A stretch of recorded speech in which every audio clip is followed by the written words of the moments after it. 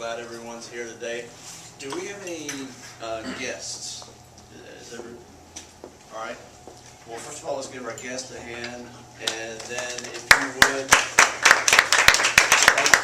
thank you for coming, and if you would just stand up and introduce yourself, please. Okay. Hello everyone, my name is Rosemary Mesa. I'm the VP of Operations for Accurate Background Check. I'm Ken Hopkins, and I am the VP of Sales with Accurate Background Check. Thank you for having us. All right. Thank you for coming. And make sure we make them feel welcome and at home, and we're glad you came tonight and took time out of your day, so we appreciate that. Where's Kelly? She ran away. She ran away. I'm glad you enjoyed it. If you were at my home, this is what I would at least try to do, so I'm glad you're here. It means a lot to me because it tells me that there's a lot going on in the community to try to make business better here in Ocala, where we have an awful lot of unemployment. I have people way overqualified coming in here every day looking for jobs, and it breaks my heart. So it's really good to see something like this, to just keep trying to perpetuate things that are going on here. It means a lot, and I'm really happy to host it anytime. So glad you're here too. Thank you. Oh, friends. And I'm happy that we had a great year last year. Our business, we had disability claims, and we're now looking at, strategic planning, which is a great thing. So I'm happy. Excellent. Call 622-8763. I'll add some happy thoughts. We have just received back some of our client survey data from 2011, and with a 30% response rate of clients we've worked with, so the actual number is probably higher. In the Ocala area, we have 100 jobs created, and we have 17 new businesses started in 2011. Excellent. Very good. Good news. Awesome. Right. Well, without further ado, our guest speaker is Jayme, and I'll tell you what, I'll let her introduce herself, and we'll let her take it away. Hi. I am Jayme, and thank you so much for having me come out here tonight. I appreciate to get a few minutes to tell a little bit about us. And I am, yes, a CPA, but yes, many may perceive us accountants that way. That's not truly who we are or what we do. Has anyone ever gotten a scary letter from the IRS? Has anyone ever looked at their financial statements and it's gibberish to them? Unuseful information? Is there a time that you actually go, am I really making money? Or do I have to wait till my tax return is done to tell me if I did or not? My goal is to assist our clients in managing their business, to help their business operations and improve profitability, also to be an advocate for them before the IRS, to help them reduce their taxes that they may owe and avoid future problems with them. And to do this, I start with meeting with my clients, assessing where they are at with their business operations, trying to determine what current accounting practices they may have or not have in place, and where they are with their tax matters. So I love to get the opportunity to design, to analyze, to implement these different accounting practices that would be very useful, because it does come down to how can I improve their business operations so they can get the information I easily teach to most of my clients. I can find that as I'm sitting there with them side by side, as we're looking at their financial statements, I can ask them questions and we can customize it to make it work for them. Because many times we'll start and we'll pull up something and it's just, the numbers are no good, so they don't even use it. And here we can actually do a little bit of modifications that is going to give them such useful information that they can look at from even, here's his total income, here's his expenses, bottom line, who's making money. But when we actually sat with him and looked at his information, we were able to take his income, break it down into 3 different product lines, and then also he was working out of 4 different locations. We were able to break up the income and expenses by the 4 separate locations. This was able to give us the information we need to know.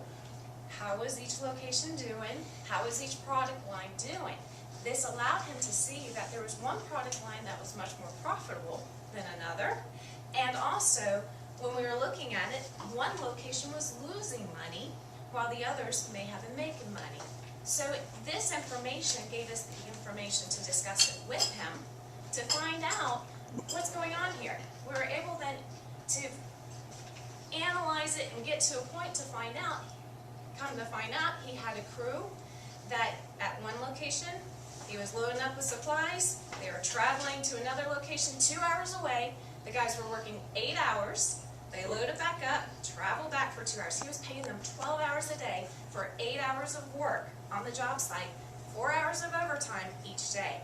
So in looking at this information, he was able to make the determination to have his manager relocate to that location, hire a local crew, and was able to then, of course, add to his bottom line. The whole idea of the financial statements isn't just to prepare a tax return and how you did. It is to manage your business. This can be a very useful tool in knowing what you're doing, how you're doing throughout the year. I really believe that business management, tax planning, tax preparation, it all starts with accurate, timely monthly financial statements. Because what this can do is you can see throughout the year how you're doing, whether or not you should maybe purchase equipment, how you should recognize income and expenses, maybe some retirement plan contributions, and other tax-saving methods. If we can work with you throughout the year, there's so much more that we can do instead of waiting until after the year's over with. And now, here's where you are for your taxes. We can then be prepared and make some decisions. I think that would be very helpful. So, thank you guys for letting me work with bankers.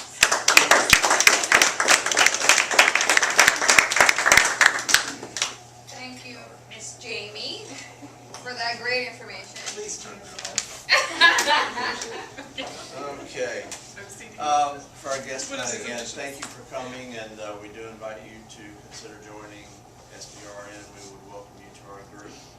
And there is a, I think do we have the packets for guests? Yes. Okay, we have packets for you, so make sure you pick that up and go through that.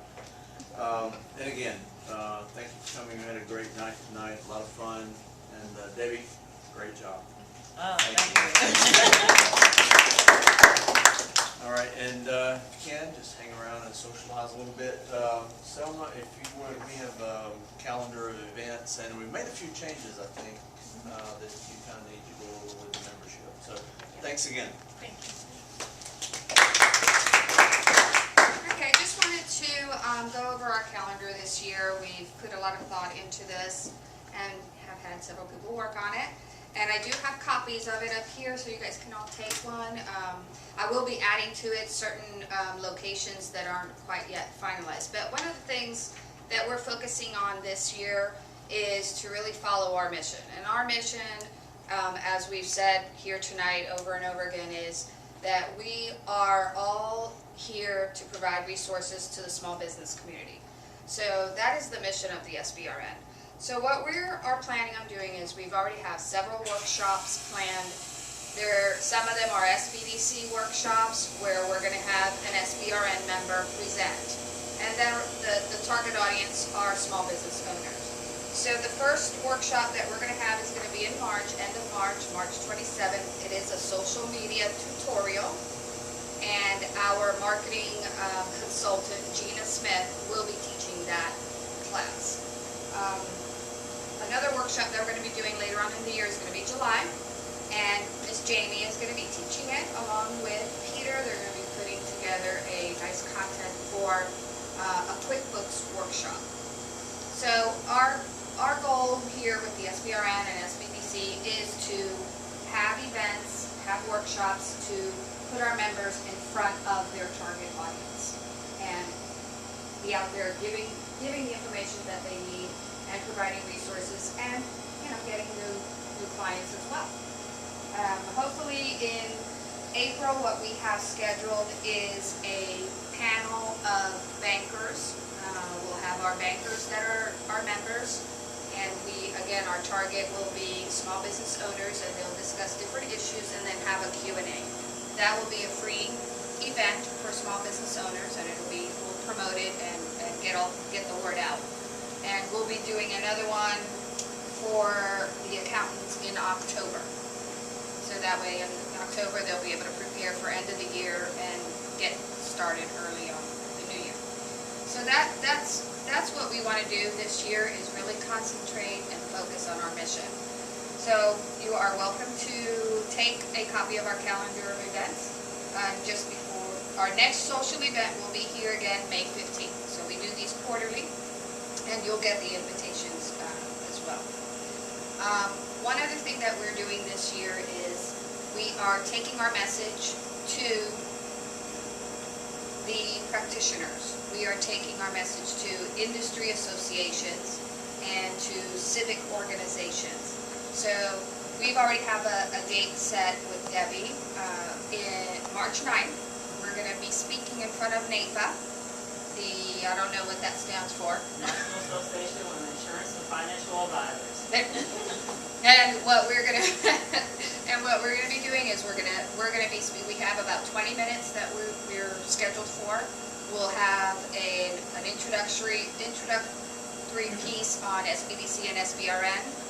Debbie will speak on member benefits, and then we'll have a marketing piece of what we're doing for marketing of the SBRN.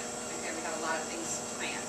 So if you guys belong, I got a list from Karen and I got a list from Debbie. So if you belong to any of these organizations that you have a connection with, that you might be able to get us an appointment with, I would welcome that assistance. So if you Rotary or Kiwanis or any, your specific industry associations, if you can get with me and maybe we can, coordinate a time where we can come out and speak in front of them and just take our message out to the community.